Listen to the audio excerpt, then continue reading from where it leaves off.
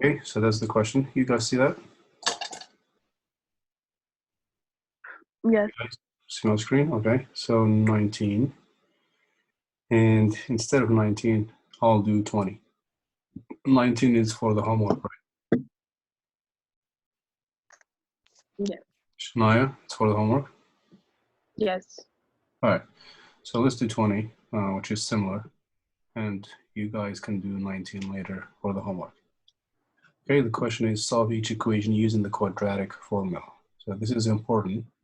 We've seen a couple of methods before of solving quadratic equations, including factoring, completing the square.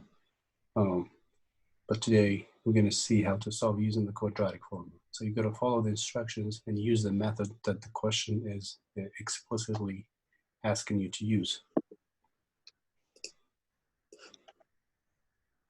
Okay, so you're going to open the whiteboard and now we'll do this one. 4r squared minus 4r minus 19 equals 0. Now we're going to see how to use the quadratic formula to solve the problem. Let me share the whiteboard with you. Please let me know if you have any questions at any moment. Share whiteboard.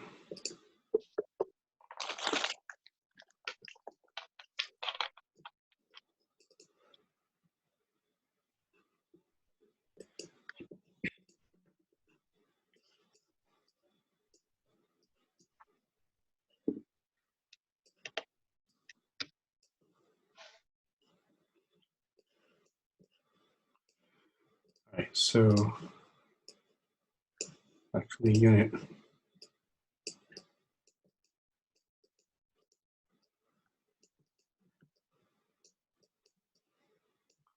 Question 20.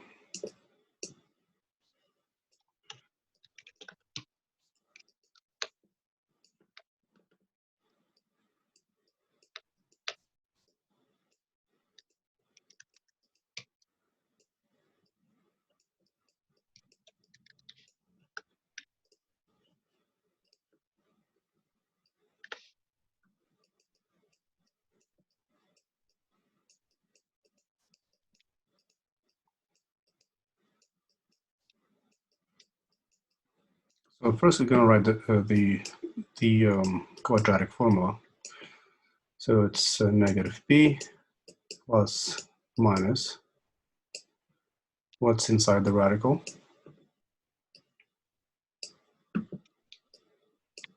B squared minus what? 4AC. 4AC. That's right, 4ac over 2A.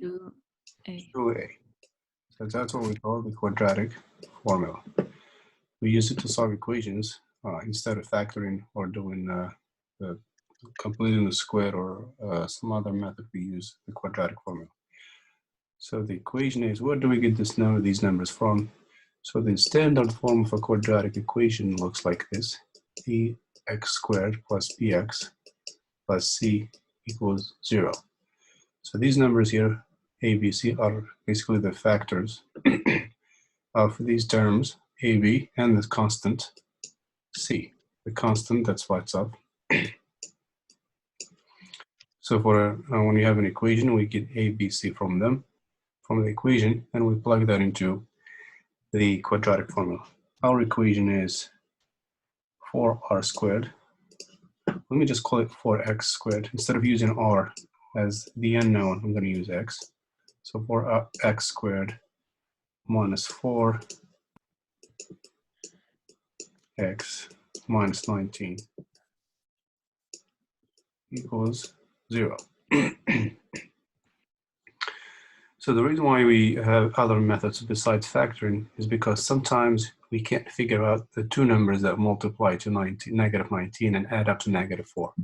So if you think of it, you can't find two numbers that multiply to negative 19 and add up or subtract to negative 4. That's the reason why we need other methods of solving. So in this case, so we're going to use the quadratic formula, but before that, we're going to need to get a, b, and c from the equation. Okay, so let's get a, b, and c. What is A in this equation? 4. That's right, 4. And C, or B, -4. Negative right. 4. -4, not just 4, but with the sign of the coefficient, which is -4. And C is, Negative Negative 19. 19. that's right, -19. So be careful when you extract A, B, C from the equation. You get exactly the number with the sign. That's basically the coefficient of this term, and also make sure the equation is in standard form. This is what we call standard form. All the terms must be on one side before you start getting A, B, C from the equation. Okay, so if you have anything on this side, it has to be moved to the other. Change the sign when you move it before you get A, B, C. So standard form. Okay, so what do we do now with these numbers, A, B, and C? You plug them into the equation. That's right, so we're gonna have to plug them. So these will go into the equation here. So we have 3 numbers here with 3 variables, A, B, C, which we got from the equation. We just have to plug them and be very careful again when you extract them from the equation and also when you plug them into the formula to simplify. So this is how it's done. So X would be, first you want to write negative, and let's write some empty parentheses for B, whatever B might be. So we want to, this minus will always be there. And the B, whatever the B might be, could be a negative number, could be a positive. So you write the negative, put some empty parentheses for B. What is B in our example? B is here. -4. That's right, so you're gonna write -4. See how we have a double negative here? One came from the formula, it's always there. And the other one came from B, and later this will turn into what? Positive. That's right. Positive. 2 negatives will turn to a positive. Then you do positive, negative, and same thing inside the radical, we're gonna put some empty parentheses for B and the second power. So second power and B, what is B again? Is Negative 4. that's right. So you have a negative here. You write that again. And minus, so write this minus. And again, write 4. So 4 times A times C. So you want to do the same thing. You want to put some empty parentheses for A and C. And carefully plug the numbers into those parentheses. So we have A, that's 4. And B again, it's a -4. So the signs are very important here, especially under the radical. Wait, isn't it supposed to be C there? Yeah, A, B, and C. That's right, this one would C, which is -19. Okay, again, it's very important to plug this correctly. Over 2, and again, parentheses for A, which is 4. Okay, let me put some colors here. So the B goes here, and also here. Then you have A, and C goes into this. Finally, 2A, A goes into that. Okay, so get the numbers right, the signs, and plug them. Always put parentheses first, and then plug whatever value you might have. That's the first step, or the second. So extract A, B, C, plug them. Now we're going to simplify and see what we get from all this. So X would be -4 would be +4, or +4, plus minus. Inside the radical, we're going to use the order of operations. So what do you do first to simplify this expression here? What do you do first to simplify the expression? You put -4 squared. That's right. So PEMDAS, parentheses first. We don't have any parentheses to simplify inside. Then we're going to do the exponents. -4 to the second is 16. That's right. It's -4 times -4, which is +16. Then we have two multiplications here. We're going to do them at the same time. Let's do the first one first. Negative 4 times 4. Negative Negative 16. 16. Negative 16 times negative 19. At least we know the sign will be Positive. positive. That's right. Then you're going to multiply 16. What's 16 times 19? 304. Say again? 304. True, 204. 300. 304, okay.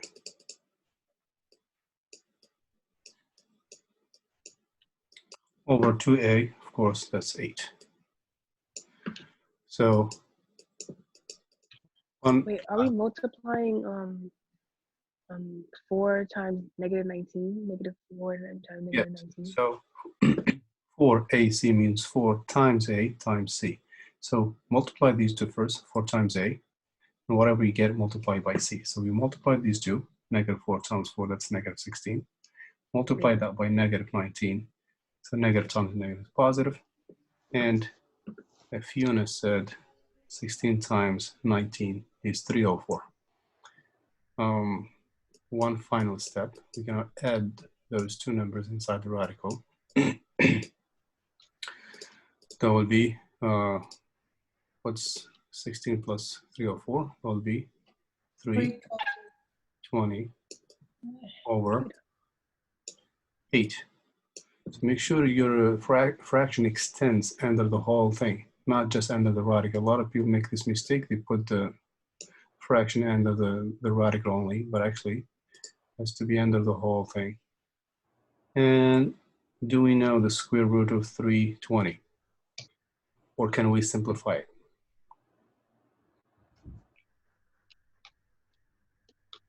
So if you know the square root of 320, or if this number would had a perfect square, you would simplify it. Otherwise, you can just try to break the numbers down in order to find the square root of this number here, 320. So when we don't know the square root of a number, so this is not a perfect square, we're going to try to break it down as we saw before, maybe simplify it a little bit. So we're going to try to come up with numbers that multiply to 20. So let's try try to factor this number 320. So 320 will be what times, what two numbers multiply to 320? It's an even number. So this will be 2 times what? 160. 170, right? 60. 160, that's right. Let's keep doing that. So do we know the square root of 160? What is the square root of 160?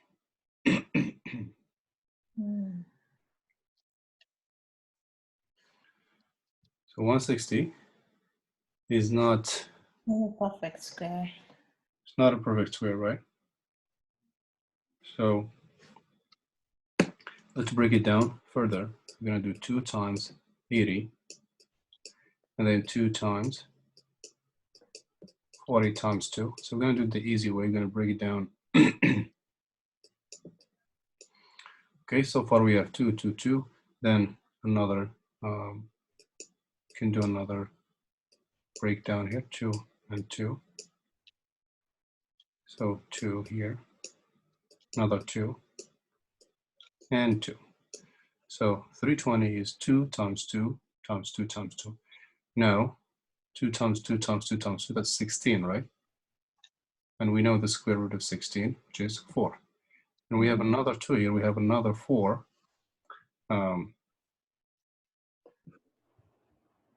We can turn this 20 here into 4 times 5. So even if you don't have a calculator, you can still manage to simplify a radical.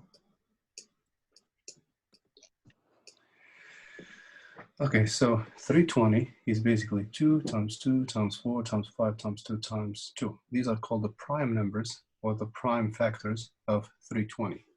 Now you get an idea of what the perfect square will be from here. So what is the highest perfect square that we can get from these numbers? So if you do 2 times 2 times 2 times 2 is 16. 16 times 4 is 64. 64. What is the square root of 64? 8. 8, exactly. So this 320, if we rewrite it, is basically just 64 times 5. This 320 here. And then you split it like this. I mean, 5. That's 8 radical 5. Okay, so this 20 is much better when it's simplified. It makes a lot more sense. So that's basically how you simplify radicals. If you don't know, if you're not sure if the number has a perfect radical, you don't have a calculator, you can try to do this. Break it down to prime factors all the way to the very prime factors, and then try to work with these numbers to get a perfect radical. The perfect radicals are 1, we have 4, and then you have the 9, and so on, 9, 16, 25, 36, 49, 81, 64, and 10. Okay, those are the perfect radicals between 1 and 100. Okay, so lastly, you would say this, and we're gonna do one more thing actually. Okay, so let's continue this one here. The x will be 4. So now we're gonna split this into two solutions, one with a plus and one with a minus. And we're going to turn this 320, radical 320 into 8 radical 5. So this will be plus 5 or 8 over 8. Let's call that x1. And the other one would be x2. This time we're going to take it with a plus. We did the one with the minus with a plus. Now we're going to do the minus, actually the minus, the second one. Can we simplify these two radicals or these two solutions a little more? No. No. Anybody else want to try? Yeah. Yes. Tell us what we can do here. Try to factor out Factor. one. Repeat that, Fiona, please. You factor out the common number. Exactly. So we have these two here. We have a common number or a common factor, which is 4. 4. and that 4, when it's factored out, it's going to be canceled against 8. So it's going to be 8. So 4. So if you factor 4 outside, or if you divide 4 by this, what do you get here? 1. 1 plus factor the 4 out, or divide this by 4, it will be 2. 2. 2 radical 5. Why? Because this basically here is 4 times 2. Okay, 8 is 4 times. So if you move 4 to the front, we have 2 left. That's why we have 2 here. Over 8. Now we can go ahead and reduce these by 4.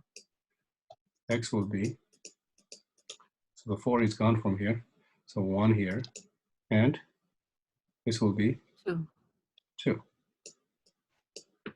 So it's going to be 1 plus radical 5 over 2. So that's the first solution with the plus. Let's do the same thing with the second solution and reduce it. Same thing. So the common factor here is 4. So x would be 4 minus 2 radical 5 over 8. Again, if you reduce this, x will be 1 minus 2 radical 5 over 4. Nobody's paying attention here. This is wrong. What should be here? 2. 2. Why didn't you say so? Okay, are you guys on board? Everybody else? Yes. Okay, I feel like I'm talking to 2 people only. So that's A2. All right, and that's our second solution. I know it's a little too early now, but please wake up. You cannot simplify more? That's about it. Oh, There's no common factor here. See, we have 1 and 2. If we had, for example, 2 here or 4, then we could factor the 2 and cancel against the 2. But that's about it for that problem. No, it's a lot of work, but that's basically how radicals work. And this formula is basically helpful. When you can't factor, you can still find a solution. Just be careful when you plug in the numbers and use all the rules of radicals that we learned so far. That's the reason why we learned the radicals right before using the quadratic formula. So we can deal with radicals, okay? And that's basically the solution to that equation. Did you guys understand that problem? yes. Yes. Yes. Yes. So I'm checking for our solution, and it's the solutions are accurate. Okay, this is accurate, but just be careful with your signs. Like I said, let me recap again. So we had this quadratic equation. So before you use the quadratic formula, make sure all the terms are on one side. That's what we call a standard form. If you have any terms on this side, move them to the other side and change the sign. By the way, we can get disconnected in less than a minute. Please rejoin right away with the same link and password, and we'll continue with this. Let me save this before it goes away. Okay. So then you're gonna plug this correctly. First, you wanna get your A, B, and C from the equation. Make sure you get the signs right. Plug those into the quadratic formula. Every time before you plug something, put empty parentheses and then plug in whatever the value might be. Very important that you put parentheses. That way you don't change multiplications into additions and subtractions. Use the order of Okay, I operations. have a question. Let me just finish recapping this and then Okay. So use the order of operations to simplify. By the way, if you end up with a negative number here under the radical, there is no solution. You can't have a